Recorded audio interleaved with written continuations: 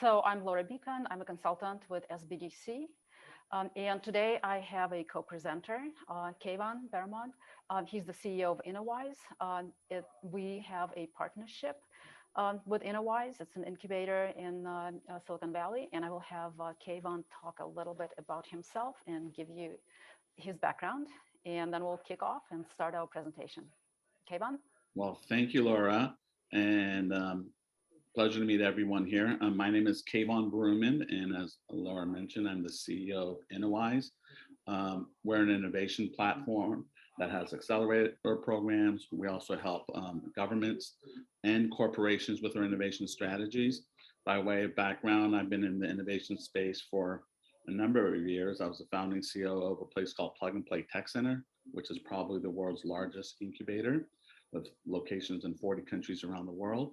And also the founder and CEO of an organization called GSV Labs. Both of these locations are in Silicon Valley, but of course, we support entrepreneurs from any part of the world.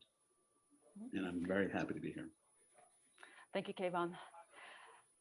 So today we will talk about what makes a startup investable. This is our module one of four, and we'll cover the business essentials. We'll talk about value propositions. So the goal, again, learn applicable tools, frameworks, and understand value proposition on a deeper level. And I'm really happy that Kayvon is with us today to provide sort of a Silicon Valley perspective, and we'll talk a little bit about how that is slightly different sometimes. So just the overview of all modules, we'll talk about value proposition, we'll talk about market, we'll talk about team, and finally, on the fourth week, we will turn to financials and pitch decks.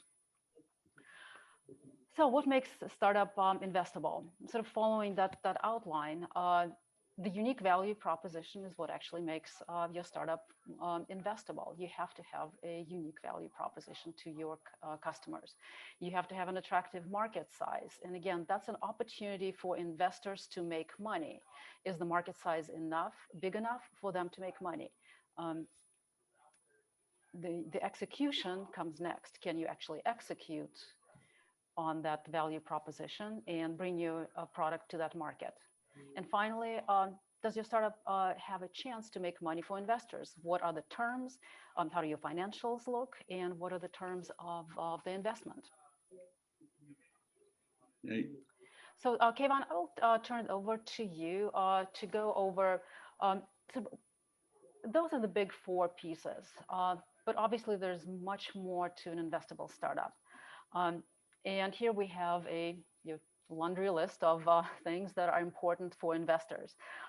So do you want to take over and talk a little bit about how you look at startups, how Silicon Valley looks at startups, what makes a startup attractive?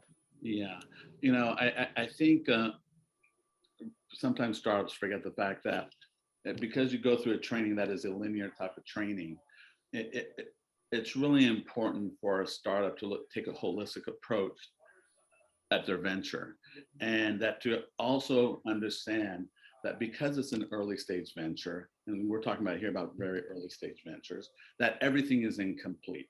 So it's really important to basically do your homework and really focus on, why are you building, this venture, and what the passion is around that. And so when you go into, and the biggest question you need to ask is, what problem am I solving, right?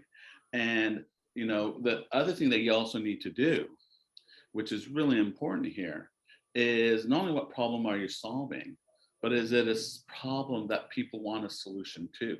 Because sometimes you have a problem, but it's not big enough to warrant investing into new solutions and so forth. So and then at the same time, what you want to do is, if you're looking for venture capital, right, it has to be a big enough opportunity, and that the market conditions have to be correct for a venture capitalist to want to invest.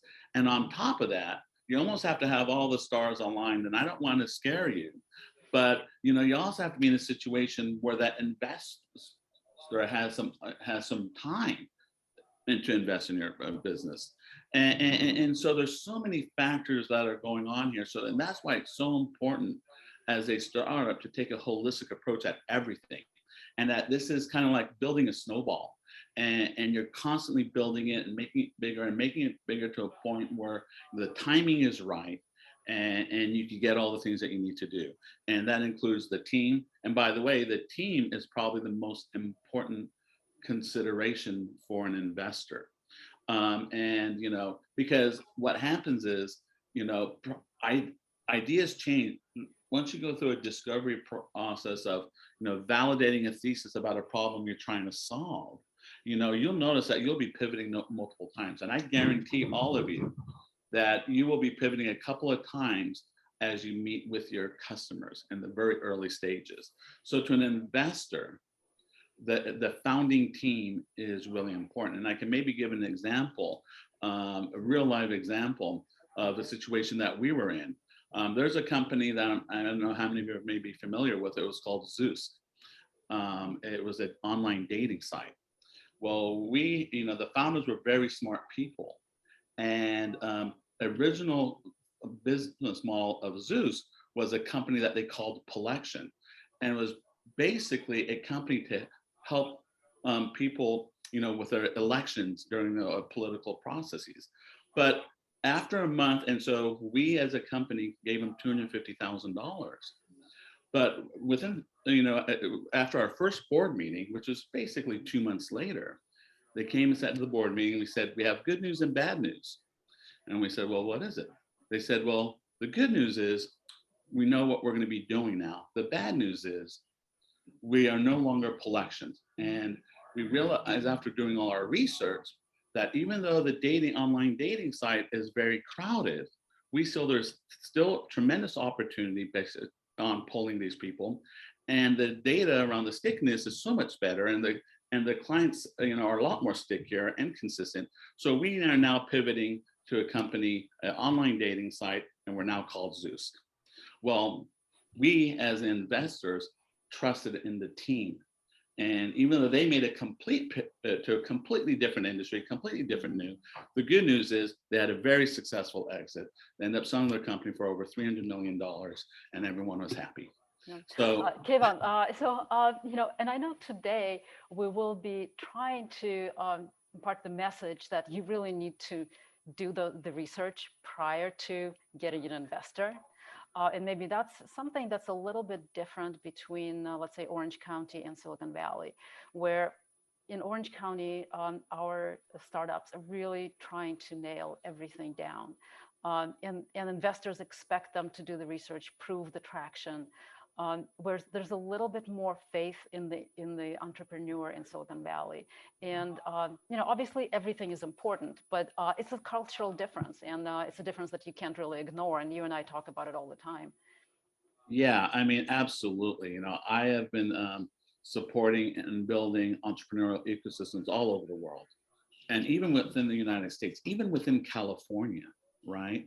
The mindset in Silicon Valley, which makes Silicon Valley so unique. And I'm not trying to promote Silicon Valley, but it's just we're trying to give a balance. It's, we don't want to be simmering in the Orange County environment just because we're here. We want, that's why the reason I invited you too is investable startup in Orange County may look slightly different from investable startup in Silicon Valley, and we wanted to give that balanced perspective. Absolutely. And the main difference is in Silicon Valley, there's a bigger emphasis on the founder and giving the founder the credit that they can achieve something before they fail. Whereas in other markets around the country and around the world, they don't like to take that risk as much.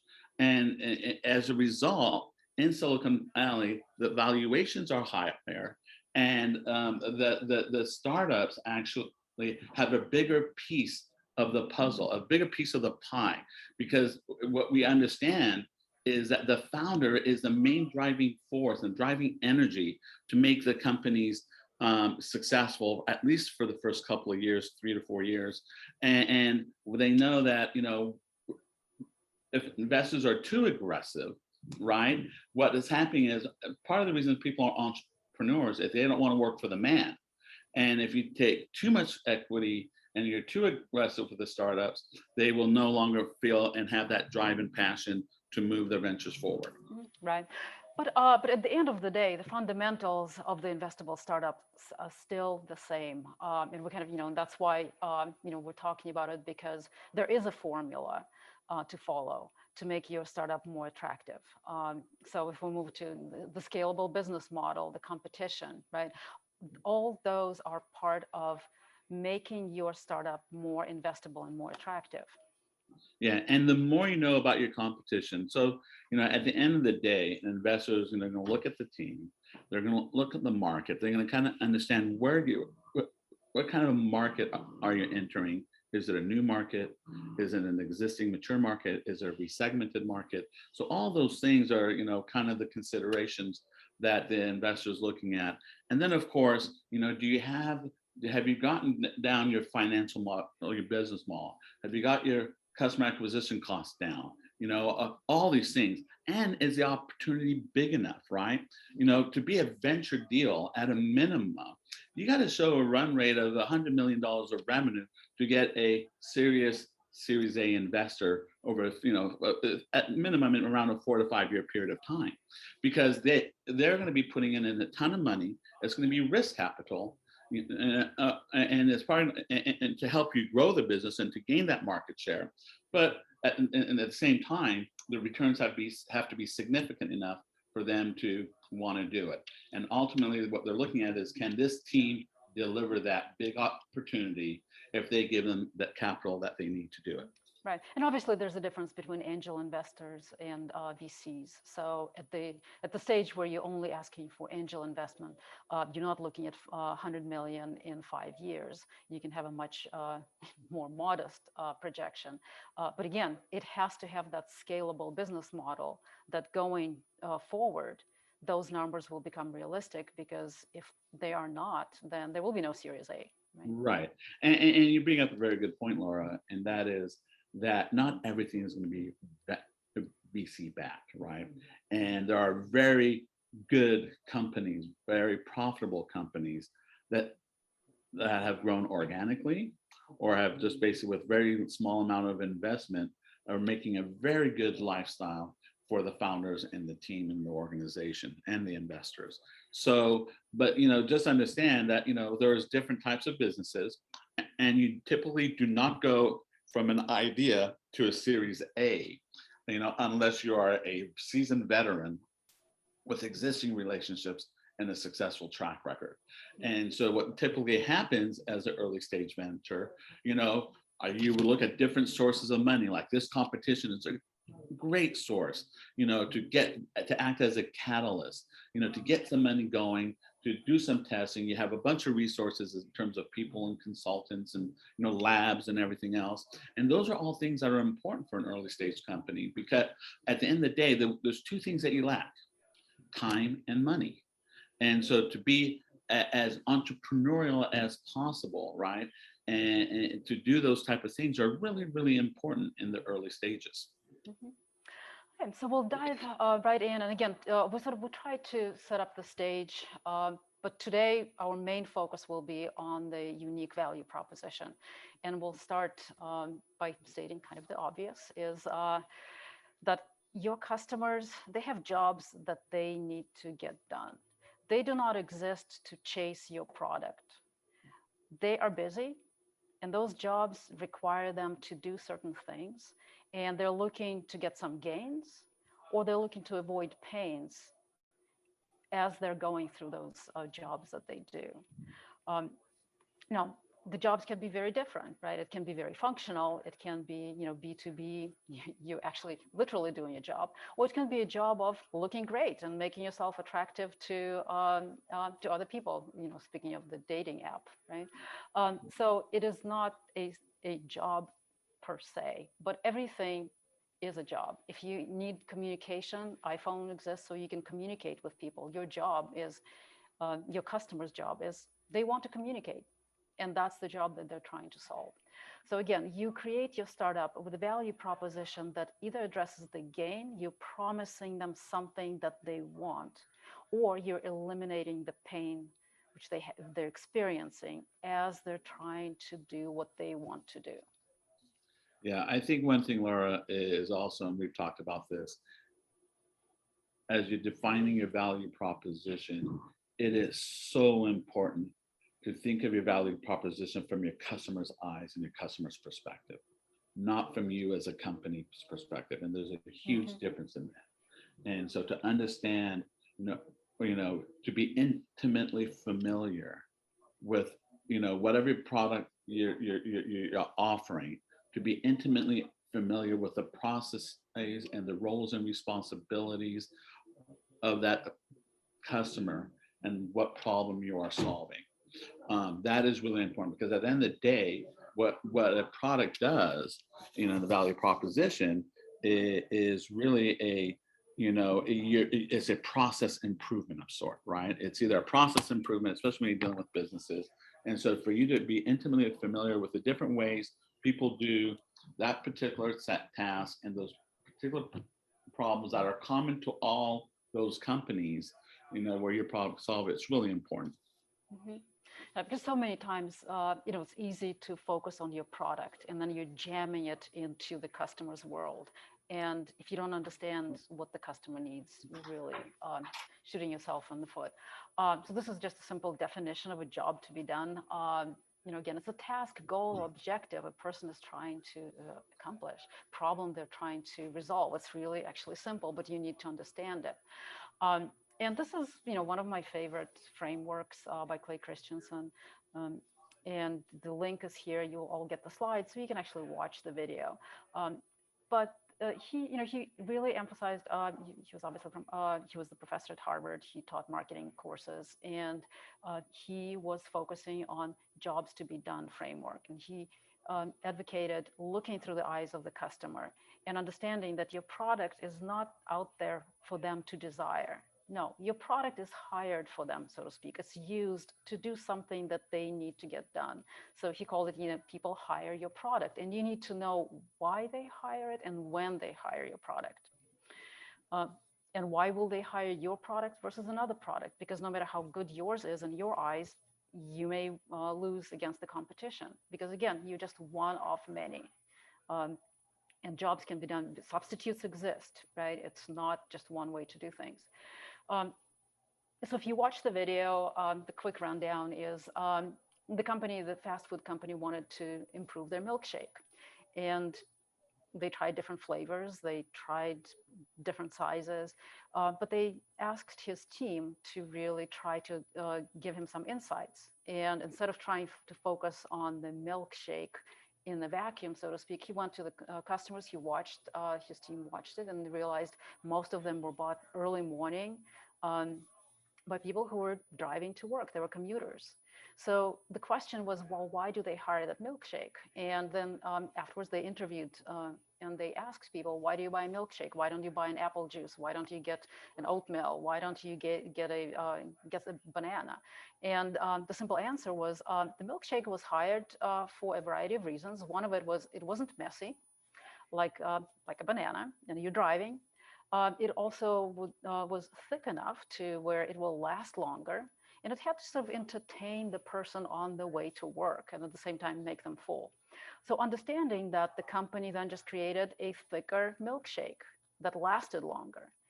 But that was only possible because they actually understood why that milkshake was purchased. It wasn't purchased by kids. It wasn't purchased because it had pineapple flavor.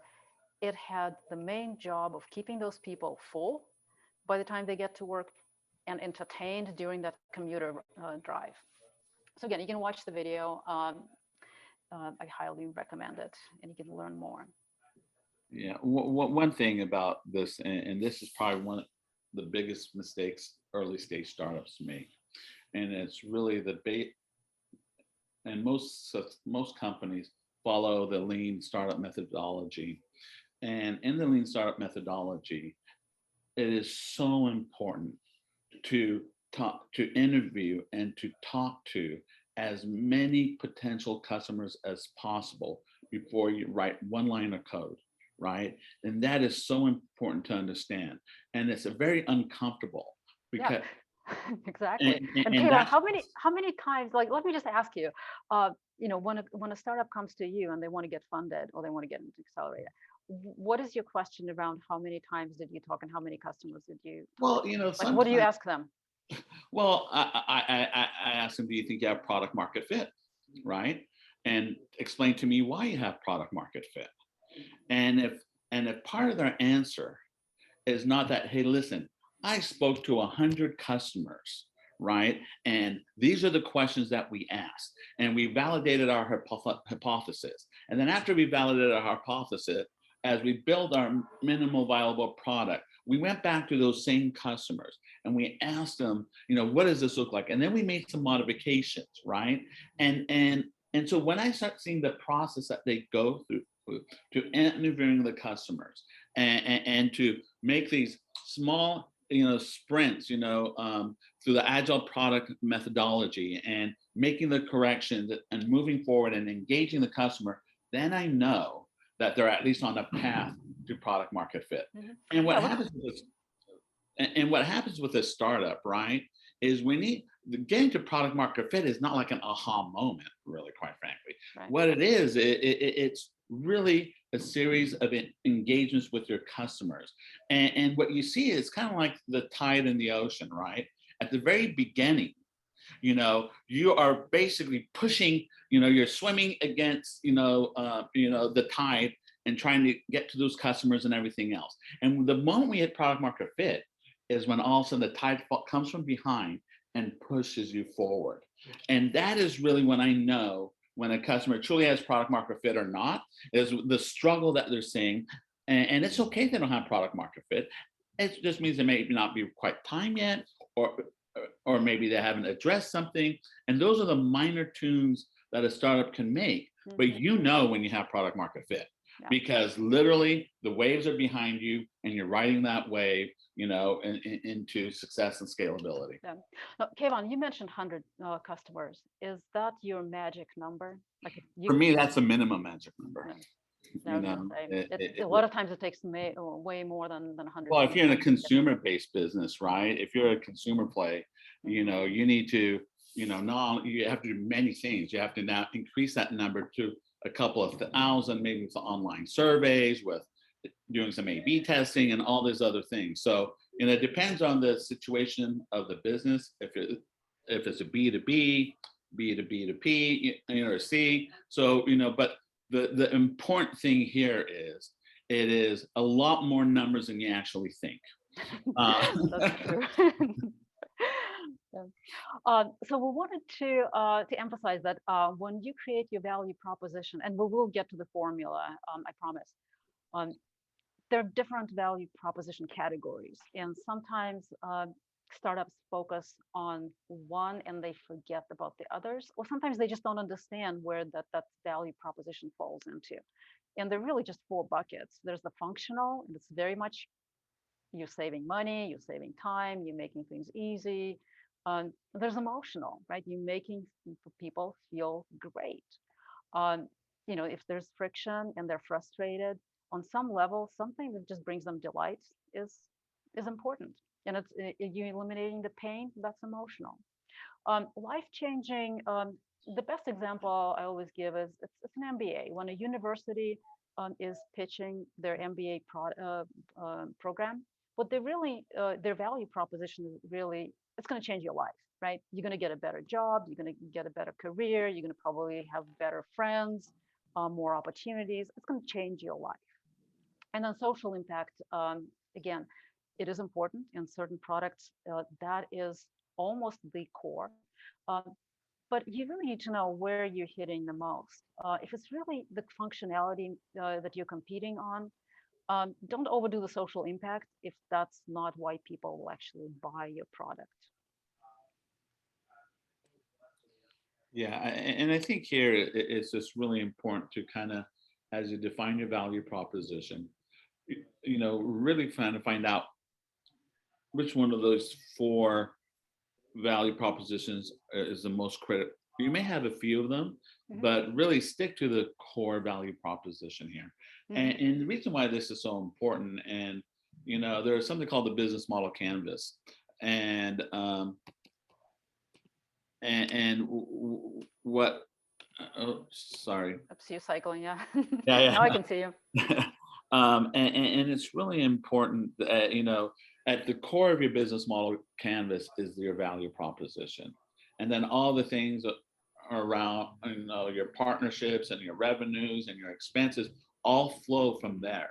So the value proposition is extremely important here, and to kind of help, to get that in, to get that customer to jump in from doing something that they're currently doing to taking that risk and doing something new. And it's not necessary, but to them, there is a risk, and that risk is that changing cost, right?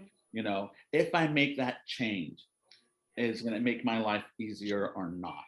And so defining that value proposition at the core and understanding, how your job, your product is going to affect their job, right, is extremely important. Okay. So there are two ways. I just wanted to address it. That sometimes, we all pitch. Well, you have to focus on the need first, right? But there's no getting around it. That sometimes it's not that you go and again, design thinking is very much go and observe the customer, identify the need, right? So the upper left box is all about you observed or you interviewed potential customers to identify tasks they're doing or trying to do, and that's how you progress, right? But and then you create a hypothesis about that overall job that requires these tasks, so you can focus on that job and add value to it. But a lot of startups start with an idea, right? You invent something and sort of it becomes a little bit backwards because we all preach that problem comes first, the need comes first, but you already have something. You invented it and you think it's the best thing. The process is actually the same. At that point, you still have to create a hypothesis about the overall job that requires this invention that you have.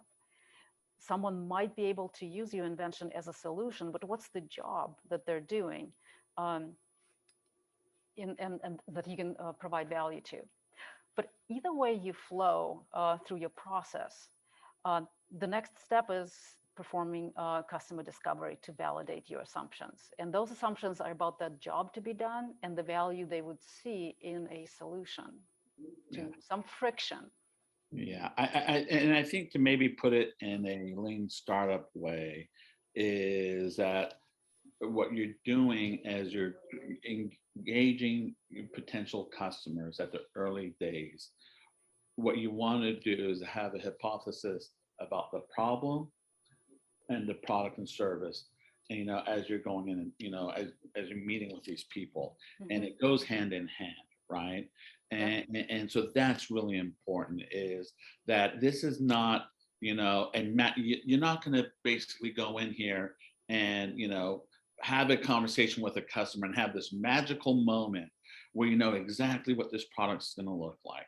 That's not the case. It really is a case of testing a hypothesis around the problem, and actually starting the problem and the value proposition, and how that relates to a hypothesis about the product and service that you are planning to develop or build and offer. Yeah, and customer discovery. It really is a discovery. You have to focus a lot on it, and you have to discover things because you don't know. At the end of the day, unless you are in the same field, you basically will be your own customer too, and you don't want to be a customer of one. You need to discover what they're like. So there's certain questions, whether they're survey questions or live interviews, but they fall into two buckets. The one is you have to know everything about the current state. What is, again, what is the job to be done? What is your potential customer doing? What product is being hired to do what they need to get done, right? What software that you're using? What hardware? What are they currently, or maybe they're doing everything manually. Still, that's their current state. Now, what was the main reason for a selection of the product that they're currently using? And you need to understand what do they like about the current solution. And only after that do you move on to the second bucket. sort of what is the future ideal state. So you ask your customers, what don't they like about the current solution? And what did they compromise on when they picked the solution that they picked? And could be some important features that are missing? Again, you're trying to explore what is important to them. One thing also I think it's really important, as you kind of looking at the current state, is as you're going through this process of where the problems are and everything else, also trying to come up with the potential causes of those problems, right? So it's really important that you understand what the problem is, but what are some of the causes that created that problem, so that your value proposition can basically address whatever cause, whatever happened as a result of that problem. Right. And sometimes it's something that you cannot even address, right? If the budget is not going to budge, and the only reason they're doing things they're doing now is because they have a tiny, tiny little budget, and there's no way anyone can build a better solution if the budget will not budge, right? You need to know that. Yeah, and I'm going to get back to this really big problem about startups and engaging customers in the very, very early stages. And as I said, you have to meet as many people as possible. Believe it or not, and this happens, and I don't care what industry you're in, right? Whether you're in the medical field, whether you're in the life sciences field, whether you're in the technology field, there are certain customers, there's different types of customers. There are those customers that are the very early adopters, right? And in the technology space, they're typically technologists that are always looking for the new shiny object. And then there are some customers that are early adopters but are not technologists, but they're still willing to take that risk because they're very forward looking in their business. And then there are those customers that say, you know what, I need this thing to be proven a little more before I engage with you. And then there's those customers that says, listen, you better be a brand before I even talk to you, right? But the important thing to understand is that there are going to be and the percentage of those companies out of those early adopters and the technologists, they're a small percentage, but they're a really important piece of the puzzle, because they're the ones that are going to give you that active feedback. So don't shy around that, as you go through this customer discovery process, that, oh my God, what if I know that they're going to say no, but it does, even those customers that are like, say, don't talk to me until you have a brand and you have a proven business model and you're profitable.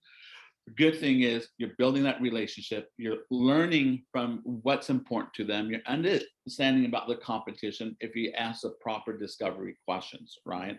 And so just understand that there are, for every business, there are those early adopters, and the only way you're going to figure those who they are is by reaching out.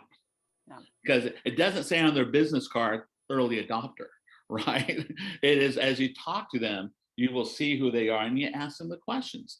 And so I think that's just a real important point that I wanted to make, because the biggest problem people have at early stage companies is that fear of rejection. And you need to put on your Kevlar suit on and go talk to these customers. And the no does not mean no forever. It just means no, not right now. But you can still ask information, gather all the information that you need to gather. And again, that's whether you like it or not, whether you're afraid of it or not. An investor will look at you and ask you, how many people did you talk to? How many customers you talk to? So even if you're terrified, you can't get funded. You can't be an investable startup if you do not produce those answers. And you can't really, fake those answers if you don't understand your integrity and honesty are the most important thing when you're dealing with an investor. Yeah, you'll definitely burn the bridges. But as far as customer interviews, I'm going to focus on rule number one the most, like do not mention your solution, because so many startups come into investors and they say, oh my God, I talked to customers and they're so excited. Well, they may be excited because you're a nice guy or girl, and they're nice people and they sound excited. But if you didn't learn about their problem and you jumped in with your solution and you showed them your little shiny object, that's not the point. Yeah. Do not ask leading questions. It's the same thing. You want to ask open-ended questions about their current state, about their and you can ask if there was something that did XYZ, would you be willing, or accomplished XYZ, would you be willing to try it or interested in buying it, right? You're not describing your particular solution. You're just giving them an idea of if it solved this or if it got you this, would you be interested? That's as close as you can get to sort of a leading question. So here we'll switch quickly to the formula for the value prop, but you have the slides so you can look at the questions that you can ask during the interview. Again, how often the current solution is being used is important about the market size and the size of the problem, right? Because if it's not being used that often, someone can struggle and they may be very upset about it, but it just happens once a year. They can live with it. It's kind of like doing taxes, you just do them. Important thing about who makes the decision to buy, definitely you need to know because investors will ask you who will be writing you a check. Again, how many users will utilize the buy? You need those answers for the investors. Types of users will definitely be important. And again, at the end of the interview, ask to be introduced to others. Because again, to get to those 100 customers, if it's B2B or thousands, you will need time and a lot of interviews. Yeah. One thing I just want to add there, which we didn't really do enough of an emphasis, is about understanding the competition, right? And the concept of competitive benchmarking. And it's really important as you interview customers. And by the way, most of your customers are going to be using some sort of solution already, right? Right. It's the current state, right? Yeah, the current state is some sort of solution. And so the more you know about the competition, and if you don't know about the competition, your customers do. So it's a great way to kind of understand the value proposition your competition is proposing to the customer. It's good to understand from a pricing strategy, how competitive your pricing is, from a contract length, when contracts expire, all these things, the process of who's involved in the decision-making process. So there's a lot of information that you could get from a competitive installation. So never shy away from that. In fact, those are the best sources of information you can have, especially because that will also help you create a true value proposition that is differentiated. And that's really important because they just don't want another shiny silver widget, right? They want it has to be unique. It has to be unique. It has to be defendable too. So we're not talking about IP, but that's part of decisions you need to make too. So let's. A lot of times we find startups struggling to just express their value proposition concisely. So for those who are a little bit more on the engineering or black and white sort of type of thinking, there is a formula and you can use it. It doesn't mean that that's what you will be presenting as your value proposition every time you say it. But creating it in this format will help you then. You can wordsmith it afterwards.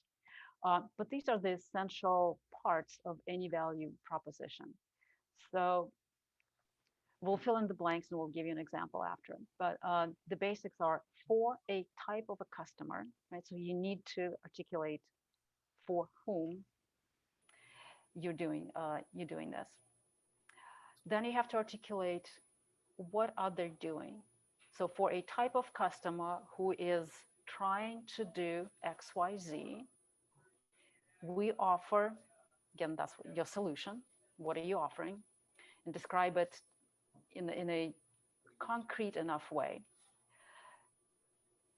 So what will it result in? It results in allowing them to do what? To do XYZ, and be it a gain that they receive or a pain that gets eliminated. But it's not about the features of your product, right? It's not about we offer XYZ and it has 500 buttons and it glows in the dark. No, what does it result in from the customer perspective? So it results in something that allows them to achieve what they want. Yeah. And the final piece is we do it better than competition because, and that's your differentiation. Yeah. One thing here that it's really important for an early stage startup to understand: a value proposition is not your vision. Okay? It's not your vision statement. Your value proposition is, if it's anything, it's more like your mission statement. Where you basically are, and in the very early stages, you can't be everything to everybody.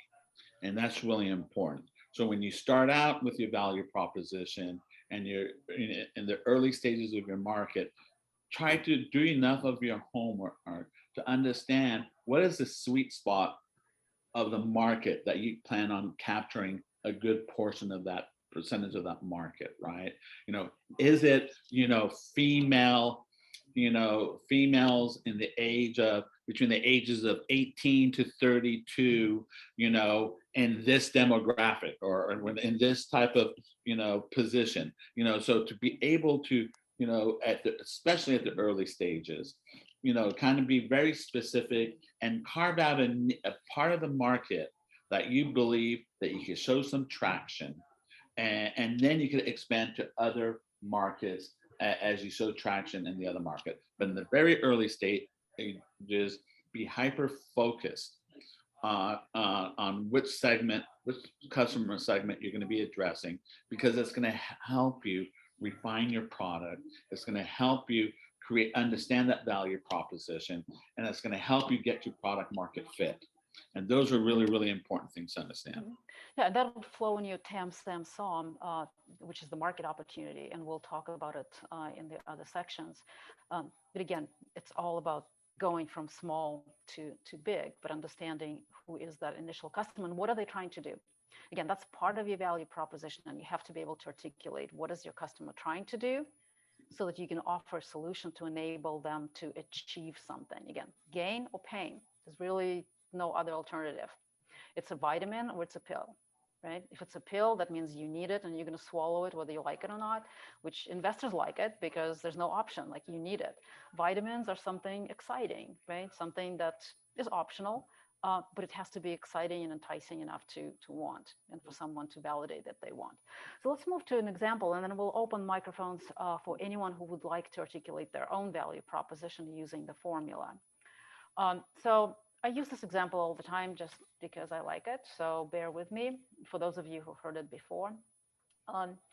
So I'm using the same formula that we just looked at, and we're covering everything in this one chunk of value proposition. So for working moms, that's the customer, right? Working mom, who are taking care of their toddlers. That's the job that they have, right? They have to take care of their toddlers. We offer self-cleaning diapers. That's our solution.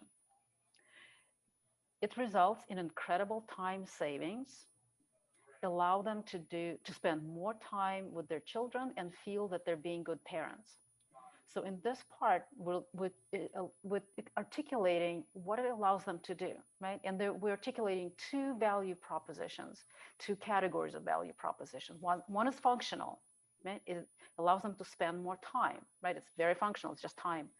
But it also articulates the emotional part of it. It makes them feel that they're being good parents. Now, if you're selling your core, is it functional or emotional? It's functional. They're buying your diaper because it self-cleans, not because it makes them ultimately feel good as parents, because there are other things that they can do as parents to feel good about themselves. So you can articulate both, but you better know which one is more important to your customer. And at the end, the differentiation. We can do it better because we are the only ones that have the tech to provide that kind of functionality.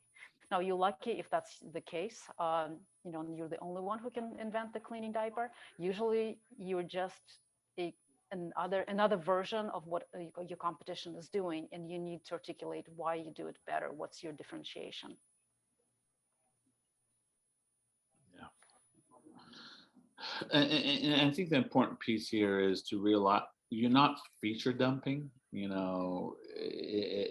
It's really about problem solving, and the benefits, and the value that that customer will receive by using this, what is it, self-cleaning diaper, which I think would be a good market for adults too. There you go, expanding from There you go. pediatrics. It's like J&J baby So shampoo, yeah, right? your SOM would be the niche market would be the toddlers, and then you're growing into The expanding into elder, TAM. yeah. Um, so we're going to open microphones. Either you have a question, or you would like to try a crack at articulating your value proposition using the formula that we gave you. And let me bring it back so you're not confused by the self-cleaning diapers. So anyone who would like to articulate their value proposition for their startup, please raise your hand, or and Emily can unmute you, or you can go ahead and actually unmute. We don't mind. Just be kind and respectful. Yeah, if anybody wants to participate in this little activity, feel free to unmute and turn on your video. I think you guys all have the rights to do that, so feel free to hop on. I saw John had a question, John Gargus. He had a question that read in the chat. So why would these potential customers put their time into talking to you? How do you tempt them? I would say that John, the answer, the way I would approach it, and everyone will have their own way of doing it. Generally speaking, if you're going to be in a sector, or an industry, that you're developing a product or a service, you tend to maybe already have some experience in it, unless you're fresh out of college, and that's okay too. But my recommend is, as you kind of go and doing your market research, and then you've identified the potential customers that you want to target, maybe to start out with, right? You look to your close friends and your network that maybe have some relationship in an organization that you're trying to target, right? And get it going that way. And so you're right. Sometimes you will get rejected, right? And that's just part of the business. That's okay. There will be, or sometimes you may decide to write them an email. Maybe you might want to connect with them on LinkedIn. Maybe you're going to connect with them on Facebook. There's all these different ways. Maybe there's a platform. Maybe there's associations, that they belong to, and you can reach out to them. Sometimes there are events that you could go to. So there are so many different ways. I would not think about all the ways that you could get rejected, but think of the potential of all the opportunities and all the different facets that you could reach out to your customer, to your targeted customers. Yeah, thanks, Kayvon. So Susan, Susan or Suzanne, I know you raised your hand. Go ahead. Hello, everyone. I'll do my best. Sort of stuck with this one because this is a new company that I recently started. I have other ones, but this is the one I'm having trouble with because our competitors are nonprofits and a lot of other people in the industry where it's highly regulated. So anyway, I'm attempting to use your sample here. Mhm. I have so far for business owners struggling with getting new finance and trying to get financing. We offer credit restoration, and I'm just sort of stuck. Okay. Yeah. So we offer credit. Okay, so you skipped a little bit. Who are trying to do? Are they trying to restore their to? What was your line Oh, about? They're trying to do what? they're trying to get financing. They're trying to get financing. So I think they're not just trying to get finances, right? They're trying to overcome. Well, that's actually fine, probably. So we offer credit restoration, but I would specify it's actually a type of a customer that is obviously struggling to get financing, right? So it's a segment that is underserved in some way, right? So you offer a way to get financing despite the fact that they have low credit score, or Mm, not. I mean, I recently published our guide on how to create or repair credit and build credit, and I have worksheets and templates. But I'm just not sure how to market that. I feel like it's not perfect enough, so I haven't really started marketing yet. Mhm. Um, So is it allowing them to repair their credit mhm. faster than nonprofits can? Is it allowing them to restore credit with less effort on their part? Um, what is the uniqueness? Because you're right, a lot of nonprofits and even banks, I mean, Yeah. everyone is jumping on that bandwagon. Yes, I know.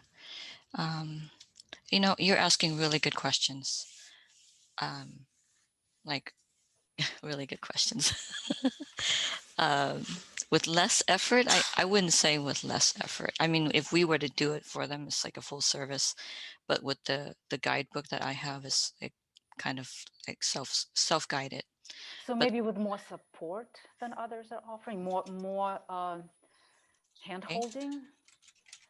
um, not necessarily hand holding, but more like change of mindset so they don't get back into this problem again because it So tends to be a cycle. is your solution a manual, or is it going to be a technology platform? What is it going to be? I'm trying to get into the tech aspect of it, but I'm just not that skilled. So I'm looking for people to help me with that. Uh, but yeah, it's currently just a handbook. It's virtually, I mean, they can access it by downloading the product and just getting the work done. But we're also working on the mindset so they don't fall into the cycle again. So if your customers, and I'm just kind of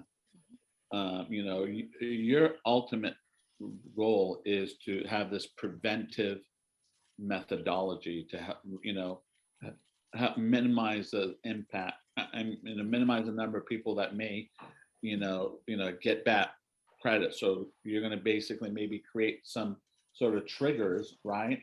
That Yes. let's say, someone's late on their car payment, right? That there will be an alert that goes immediately to that person. Hey, listen, we just saw you basically lose credit. And I'm sorry, there's construction going on here, Oh, but well, but Let me take Kevin, if you want to mute while this is happening, I can address one extra point. Now, I'm actually questioning your type of customer, because right now, after hearing what you're saying and your focus on not letting them slip into that vicious cycle again, your type of customer is the customer who actually realizes that they might slip, because they're the only ones who would find value in having something that gives them that piece of, whether it's a hmm, trigger that Kayvon is saying, something that actually prevents. Because most people who are trying to get out and rebuild their credit, hmm. they don't really care to not fall into it again. They actually think that they're just fine and that was just a fluke. So unless they actually know that they have a problem and they may repeat the cycle, they're not your customer.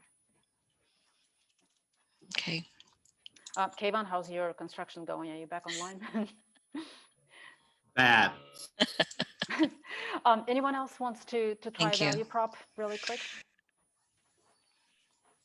I think we have one from ANOOP, Joseph. If you want to Yes, hop on. that's me. Hi everyone. My name is Anup Joseph. I'm the CEO of Magnima. And can you hear me?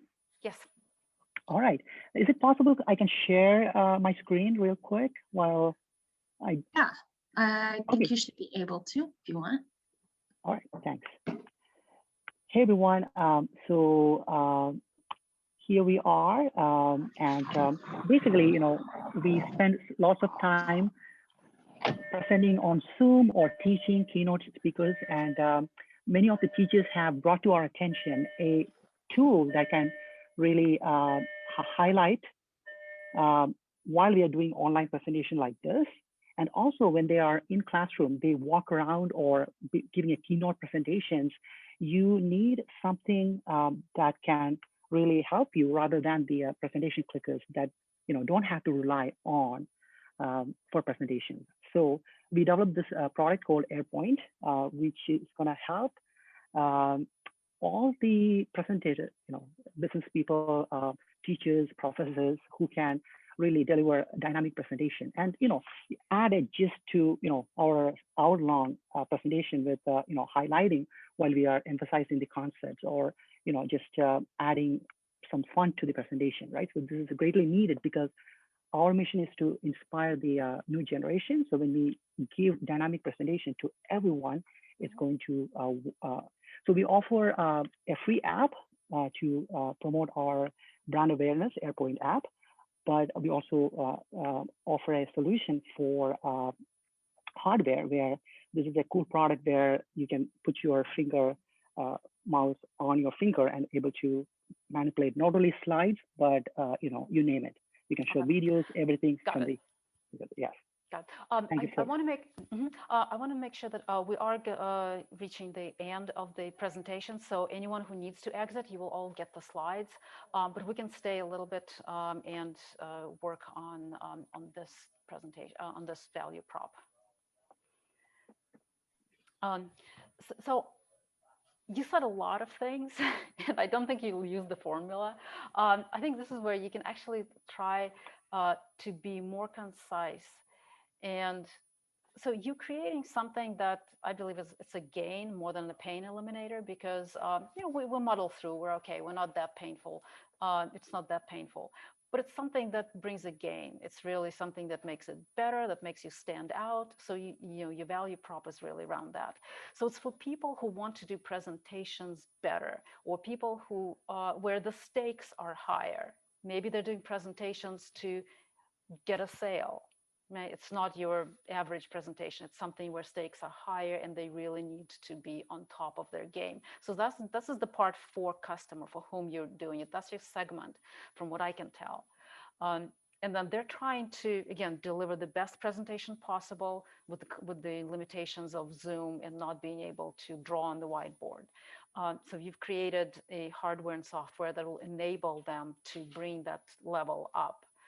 And you're doing better than others because you, again, you kind of showed a little bit of the features, but so you have a easy to use slip on the finger device that is easier than trying to do a software enabled, menu options, for example. So that's something how I would tackle it. Kayvon, do you have other thoughts?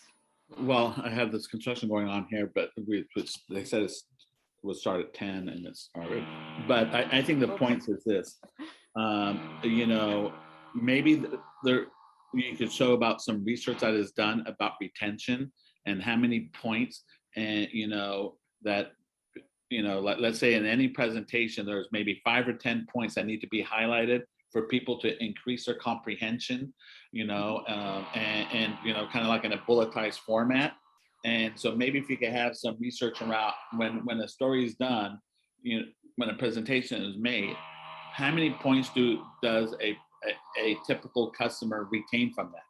And maybe it's like 10 points or whatever it may be based on the research that you've done, and to say, and this is how you could get a meaningful, impactful presentation, because it highlights the most critical aspects that you're trying to highlight about your business, right?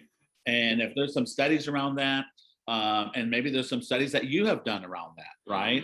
And if you could show that as a value proposition, that would be great. And you can say, and by the way, we have noticed that people that use this have increased their sales by 30%, or whatever that data may show you, right? So some tangible value, and as to what your product does, how it does it, and in a kind of a way that makes sense, because at the end of the day, you're trying to increase sales, right? Is really what you're enabling, right? You're enabling them to increase sales, and that's a part of that formula. Instead of just giving them a tool that has some features, that tool actually enables them to do something like get better sales.